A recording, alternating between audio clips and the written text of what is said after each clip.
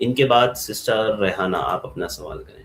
جی السلام سسٹر علیکم شیخ. وعلیکم السلام السلام ورحمۃ اللہ علیکم. وبرکاتہ. جی شیخ، میرا سوال یہ ہے کہ کیا ایسا ہے کہ طاق راتوں کو جاگنا مسجد میں ہے یا گھر پہ ہے؟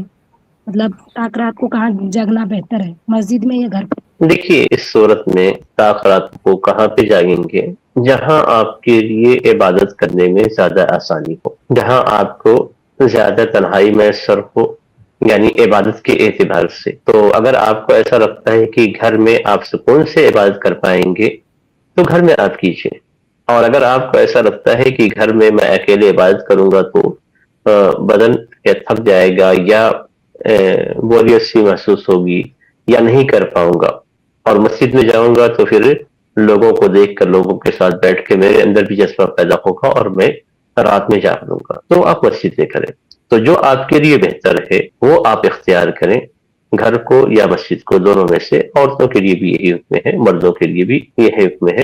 تو اس میں کوئی خاص یعنی جگہ کی تعین کرنا ضروری نہیں ہے، لیکن جہاں پہ عبادت کی جا سکتی ہے اچھے انداز میں اس جگہ کو اختیار کیا جائے. جی لیکن کچھ شیخ کوئی ایک دائی ہے جو انہوں نے کہا تھا کہ کمپلسری ہے کہ مطلب مسجد میں ہی مطلب یہ طاق رات جاگی جائے، گھر پہ یہ صحیح نہیں ہے. نہیں، یہ بات درست نہیں ہے، بلکہ نبی اکرم صلی اللہ علیہ وسلم کا عمل اس طرف اشارہ کرتا ہے کہ آپ صلی اللہ علیہ وسلم اپنے گھر والوں کو بھی جگاتے تھے. تو آپ اعتکاف میں ہوتے تھے تو آپ مسجد میں ہی ہوتے تھے، اور پھر ایسا کوئی تذکرہ نہیں ملتا ہے کہ سارے صحابہ کرام اور صحابیات مسجد میں آ کر ہی طاق راتوں کو جاگتے تھے. تو آپ اپنے گھر والوں کو بیدار کرتے تھے، لیکن ایسا تذکرہ نہیں کہ گھر والے بیدار ہو کر مسجد میں آتے تھے، ایسا بھی تذکرہ نہیں ہے. تو صرف یہی لفظ ہے کہ جب آخری اشرا داخل ہوتا تو آپ صلی اللہ علیہ وسلم قبر کر دیتے تھے، اپنے گھر والوں کو جگاتے بیدار کرتے تھے، اور آپ صلی اللہ علیہ وسلم خود پوری رات جاگ کر عبادت کرتے تھے. تو مسجد کا کوئی تذکرہ